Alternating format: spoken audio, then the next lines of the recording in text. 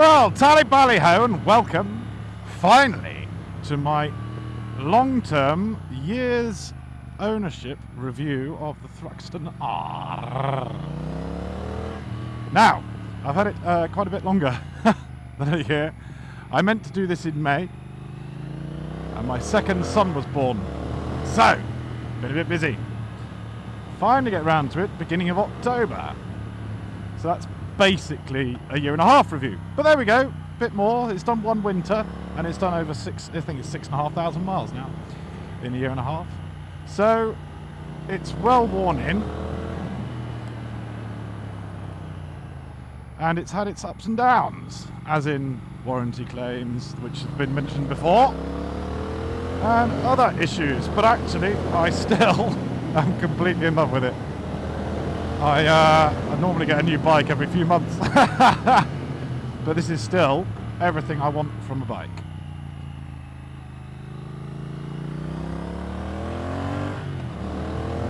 And I've done lots of tinkering.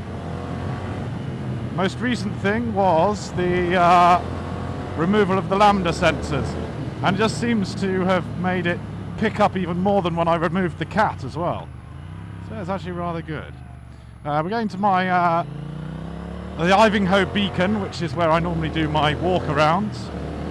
So we'll go and have a look up there, and I'll go through everything I've added and removed and all that kind of jazz. But for now, I'll just talk about the actual bike and how it handles.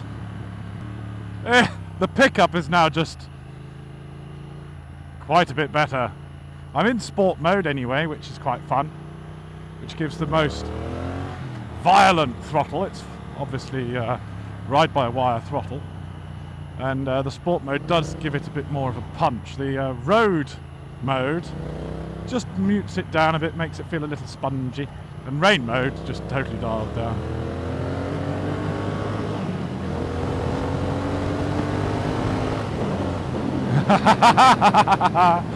So yes, my last big ride was rambunctious ride around Rutland, really. I've done a bit of commuting to work on it, but other than that, that's just motorway stuff, so I don't tend to record all that rubbish. I recorded a little bit for insurance purposes, but not for moto vlogging purposes. Oh, bumpity bumpity. Oh, crikey. Still absolutely ecstatic with it. I love the look of it. I love the slender tank.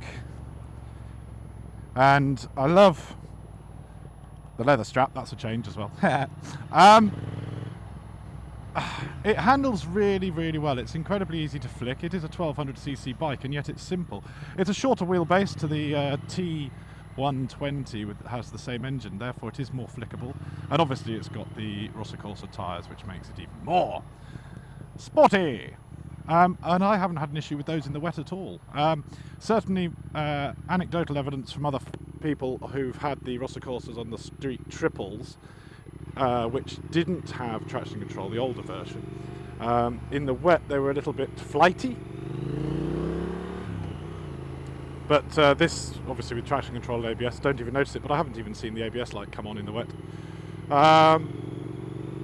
When I'm on the motorway, I use road mode just to make the throttle less sensitive, because sitting at 70 miles an hour with the odd bump and lurch is a bit annoying, so I just put it in road mode and it's not nice and smooth and just chilled out. But you can flick it when you want to. It's just... I even find it comfortable. I've done 10-12 hour rides, and it's not extreme. I am leant forward a little bit, but as long as you keep above, say, 40 miles an hour for the majority of your ride, it is incredibly comfortable, because the wind just keeps the weight off your wrists a little bit, and the feet aren't tucked back too far either. So it's all very nice indeed. This is Bally Ho. It's a very pretty place. That pub there, the King's Head, is lovely. And I don't normally like brick, but that, definitely a future house. If you've got a spare million or so in your bank account. And it now wants to power on wheelie in first, second and third with the D-Cat and the Lambda sensor removal. That was S-Moto, I believe, that I bought that from on eBay. I put a link on. It's just, well, as you can see, it's just going, isn't it?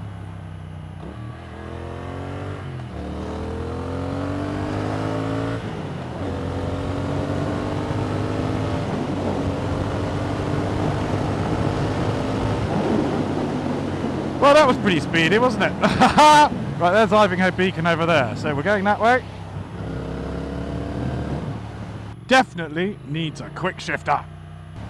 And brakes are still jolly good.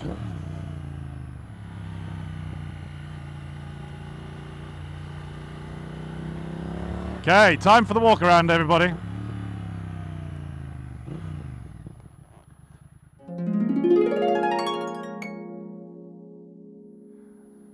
Right, well, tally bally ho. This is my walk around of what I've done to my Thruxton in a year and a half. So, as like all my walkarounds, I shall start at the front. There's no point in doing a review like how the brakes are and what the brakes are and all that kind of jazz, because we know from my review already that that is what I've done. When I bought the bike, I immediately got these shorter LED indicators, and they are bloody bright. Tell you what, shall we have a look? So here we go, coming down. They really do stand out. They hurt your eyes if you look at them directly, not through a camera, obviously. What I did, when I first bought the bike, I got the tail tidy, I got the indicators, and I got the Vance & Hines slip-on exhaust, but the EU ones which have got baffles in. And these are still the exhaust pipes I've still got. Now, everything is stock from really here. Obviously I put the little Union flag on the mudguard, as is my wont. And I've got the fork drop bungs there, the Triumph ones. They've got a nice little T embellisher. And I think that's it, really. Obviously I've kept the spokes fairly clean in a year and a half. Not much corrosion over the winters. But as we come up, a few more changes. Now the Thruxton R itself does come with a nice brake reservoir, but it's sort of a smoky plastic one, the same one that's on the Speed Triple R. Now, I wasn't going to change it, and then I saw it and went, okay, yes, let's get the nice CNC'd reservoir. There, you see, isn't it lovely? Also, Patso adjustable black levers, the shorty ones. So two-fingered braking is really easy, and clutching, obviously. And the Triumph bar end mirrors. I just think they're smaller, and they lower the look of the bike by about half. I mean, I think the round ones come up to about here.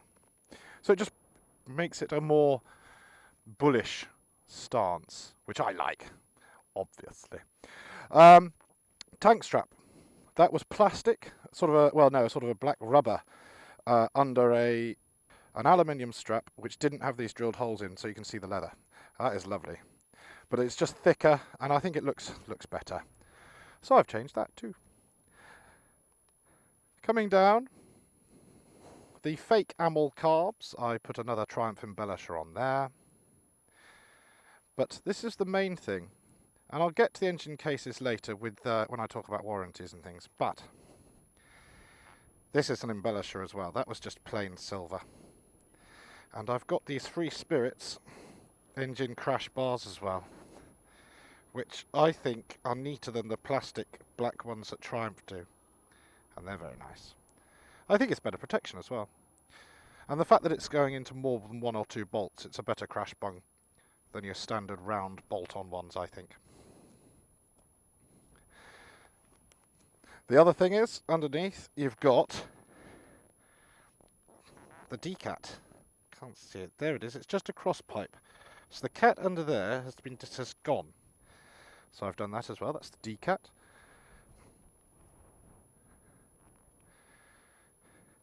The tank pads, they're Triumph own. They just stick on, and I've never had a problem with them falling off, although someone said they did. Here are the rear LED indicators. They sit very nicely. And of course, the tail tidy. Now, on the Triumph tail tidy, which this is, there's another bit. There's a bar that sticks down here. So the number plate's further down here, but I just took that bar out. And that really lowers the profile. And also, if you look at this, it's a 7x5 plate, so that's smaller as well, and it fits the width of the tyre nicely. So it doesn't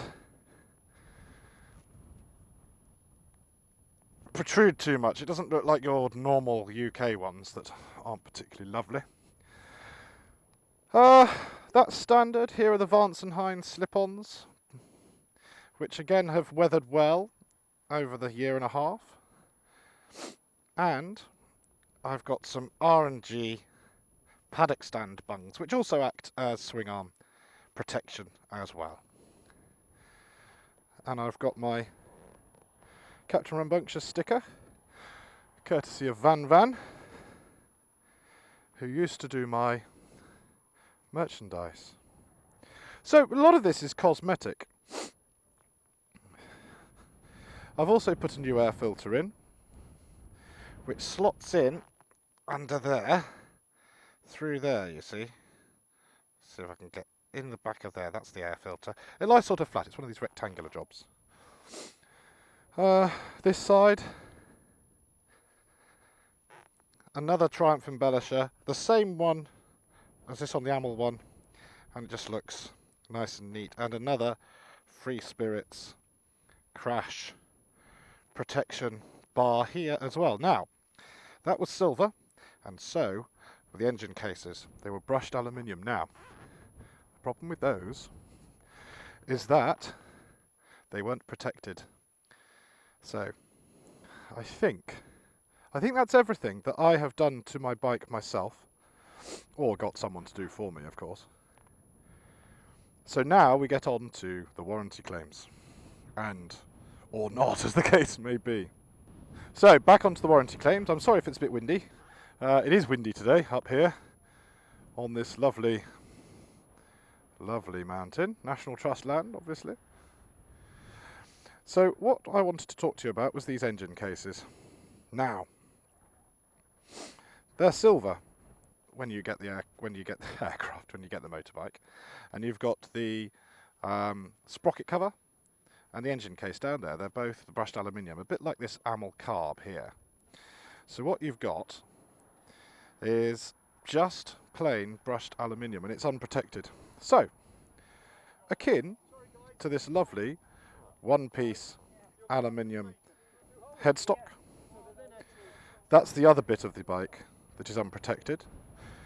HCF 50 all the way, chaps. This is all I'm going to say, because my engine cases pitted, and I'll see if I've got the old photos of them. I'll add them in now. And they pitted a bit like this. These have gone as well, and these. They've even gone a bit worse. They've got the sort of white powdery residue from condensation and moisture under my cover. So there's a little faux air filter covers. But anyway, they went like it quite badly. Now, engine cases, apparently, when Triumph sell you a bike, when your dealer sells you a bike, they have been told by Triumph to let you know that the engine cases and other parts on this bike are unprotected. They're not laminated, they're not lacquered, it's clean aluminium. Now, my dealer didn't tell me this, because I got one of the first bikes and they hadn't been told by Triumph at that point. But this is a bit of a grey area. So Triumph were not going to replace these under warranty. So I was a little bit miffed. Right, sorry chaps, my phone just died. So we're going to go on to the helmet cam. So these are the engine cases that are on the T120, Bonneville, and the Thruxton, and on the Bobber as well. Be warned, any hint of salt or lots of water on the roads, you're going to get pitting and corrosion. ACF 50. Put that on before you go anywhere near anything. On the engine cases, on the headstock, basically everything that isn't brakes. Even the exhaust. Covers everything. I mean, it smokes a bit when you first start it up after doing it, but definitely do that. Now, I came to a bit of a deal with my dealer, and the dealer obviously couldn't do it for free, because that would be admitting that Triumph were wrong, and they'd have got in trouble. But we came to a very amicable conclusion where we got these powder coated. So these are the original engine cases. Got them powder coated. Same time, I got the sprocket cover powder coated to get it all black, and I like this flash of silver from the heel guard. And I also got the Free Spirits engine case protection powder coated at the same time, so that the silver Triumph embellisher circle things, they pop out, but most of it is black. So I think, personally, it worked out for the best, because I was actually considering swapping them for black anyway. So that's where those engine cases are sorted out. Okay, I hope you can see the bike okay. I'm trying to get it in shot as much as I can, but obviously I'm using the helmet cam now because my phone died. Hooray! Other thing, warranty claim, I believe, gauges. Now, let's have a look at these. So, I got condensation in probably around springtime last year, so nearly a year old. But there's lots of moisture over the winter. These are meant to be sealed units. They're not actually. If you take them apart, there's this rubber grommet here. Okay, so they went away, got changed under warranty, but I had to take a photograph of them when they were fully condensationed up. Now these ones have also done it, but not as badly. I'm waiting for the winter. I think it's 2 years warranty, so I've got until next April to deal with these ones. What happens is you get condensation over these LCD screens, but on the back of this glass, the top bit. And then it leaves a streaky residue. So when it's sunny, you can't really see. And if you look really closely, you can just see some residue still, which sort of blurs the dial a little bit. But again, they're fine now, so I'm not in a hurry to do that, but I will get that done at some point soon. So they're the warranty claims. It's just the engine cases and the gauges. I believe that was all. So things that I've done engine-wise was the high-performance pipes, the DCAT with the cross pipe underneath, and the DNA air filter. It's got a slightly better performance rating than the K&N air filters, so I went for DNA. It's about 50 quid, I seem to remember. But it's hard looking at it now, what I have and haven't added, you see. It's quite tricky. Oh, I have put an Optimate charging lead in under here. So under the engine casing here, sorry, side panel here. Here it is, and I just plug my charger into that now. So, because I am on my second battery, because the old one had enough. And I've got a dual seat as well, which I put on to strap luggage to and stuff. So that's quite good because it comes out about here. It's flat, and you can strap stuff to it. So well, women, for example, or men, whatever you fancy. I'm not picky, to be fair. So there we go. My gloves are on the floor because I put them on the seat on the Bobber review, and someone complained. Someone said, it ruins the lines of the bike. So I said, okay then. I did just put them on the bike. I didn't think that it'd look good in shot.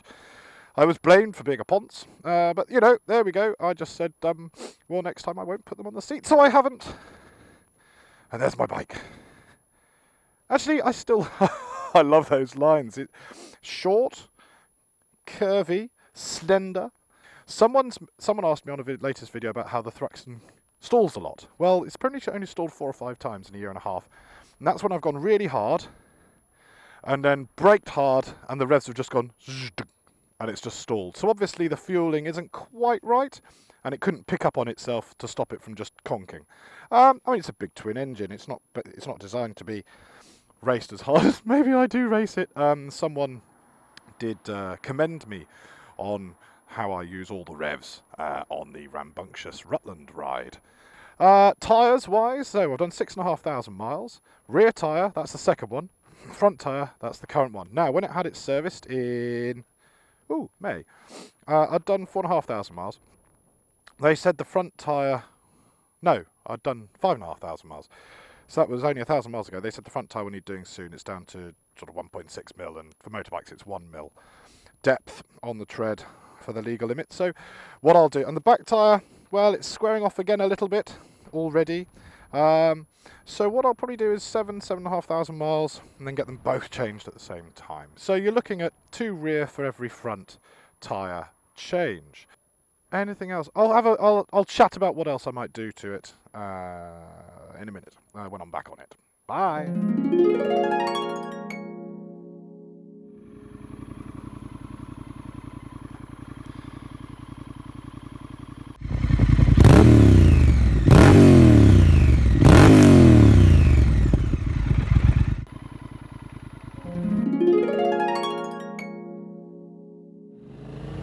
So, what would I change next? Well, pretty much got straight through exhaust now.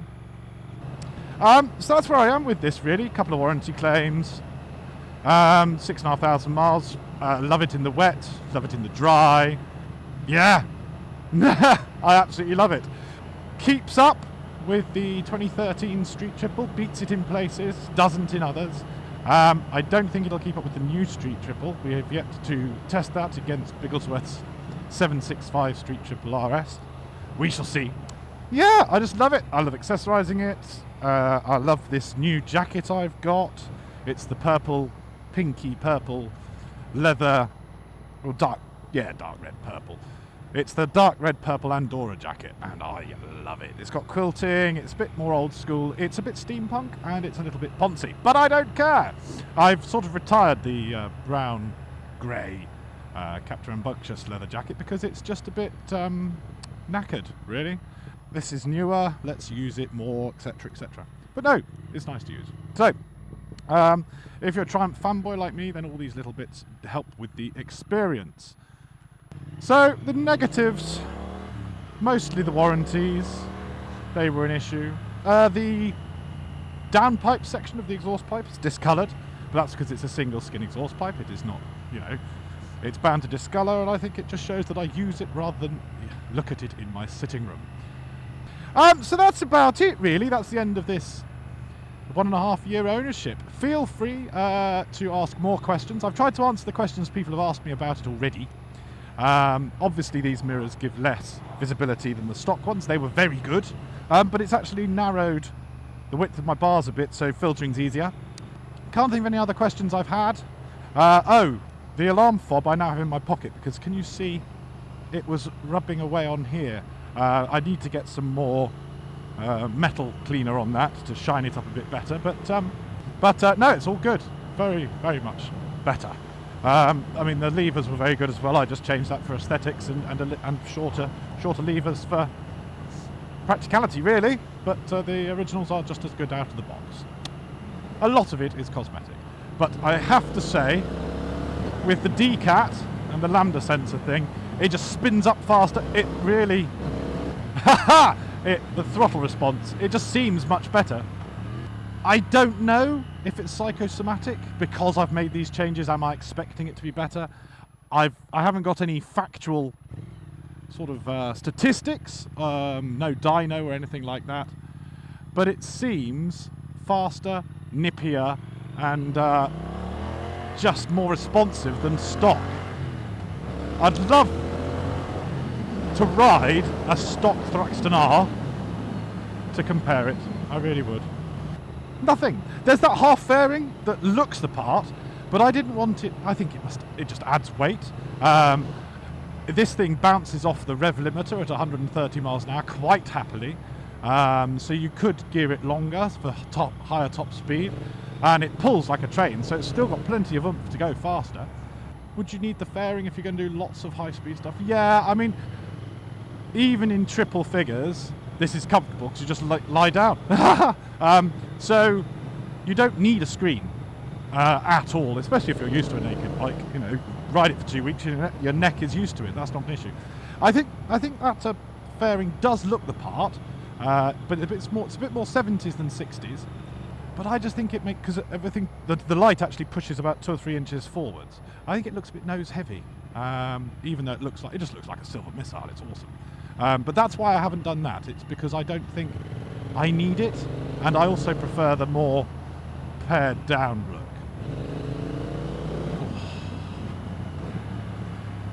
The DCAT made it sound throatier, I'll give you that. Even if there weren't any performance enhancements, which I think there must have been, really, all the different bits I've done to it have made it sound throatier, even with these baffled Vance and Hines slip-ons. They're still got baffles in, and it still sounds amazing. Now this is bumpy road. This is the one I use for the reviews. It's bumpy. It's not painful. It's just go. Oh, that was a bit, but then I'm doing 65. Yeah, it rides the bumps fine. It tells you about every little bump, but it's not jarring. Yeah, that'll do. I mean, good God, it's not a trophy or a tiger, is it? It's the Thruxton R. If you don't want so many little bumps, get the standard Thruxton, which also handles very well, by the way. Oh, there we go. Traction control stopped me wheeling. And that wasn't even particularly violent.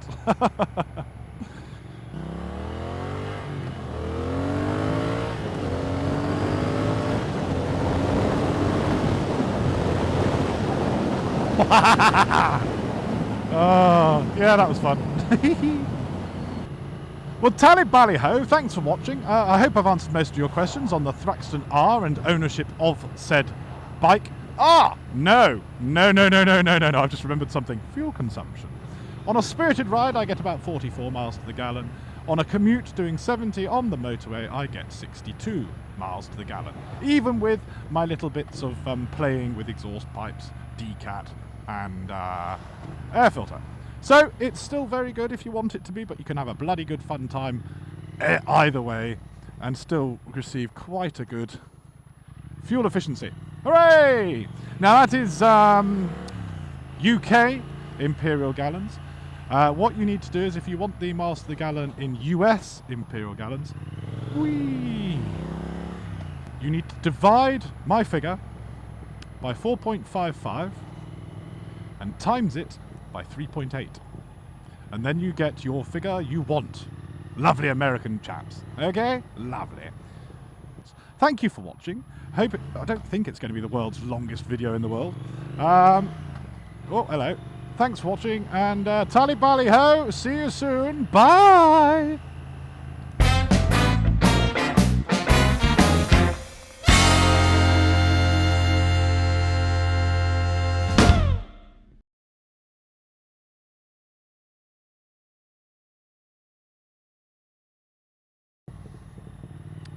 Now, additional, for those of you that have got this far in the video, well done. Secondly, you may have noticed I haven't been vlogging very much. Now, I did mention earlier that number 2 son was born in May. Well, since then, thank you very much, sir. Since then, I've been rather busy. So on my days off, I've been doing home stuff rather than bike stuff. Now that it's term time, so number 1 son is back at nursery, on my days off that are middle of the week, I can do bike stuff, like today. Today is a Wednesday, and I'm not working until later on this afternoon, so I thought I'd do this. However, if my only days off are at the weekends, I don't get out on the bike because I'm doing home stuff. So, because I'm looking after number 1 or number 2 son. Zzz. But thank you all for your support over the last 6 months. Thank you for still subscribing. Sorry that some of those who have left, but that's probably because I just haven't been posting long enough. I do use social media from Facebook. I have a Facebook page. I have an Instagram page and a Twitter page. So for when I'm not riding my motorcycle or posting videos, I do try to retweet and post up photographs on Instagram. Interesting bike stuff, plane stuff, or anything else that's quite interesting from historic cars and that sort of thing. So hopefully you will still follow me on social media as well. I will endeavour to post more often if I can. It's just getting the time because, well, family stuff gets in the way when you've got a little one, doesn't it? Anyway, thank you very much for watching and getting this far. See you soon. Bally Ho. Maybe see you at MCN Live in November. We're all going on the Monday, hopefully. Ta-ta! Bye! Additional, Captain's Log, additional number 28 or something. Just to say, Bigglesworth and I have got a track day planned, we just haven't put a date yet for it. But that is going to happen with Thrusty R and the Street Triple RS at the same time. No comparison needed, really. Bye!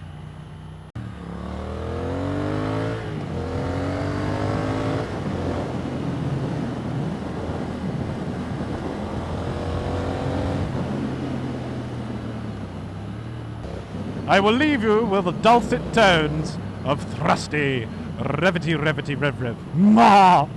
Bye.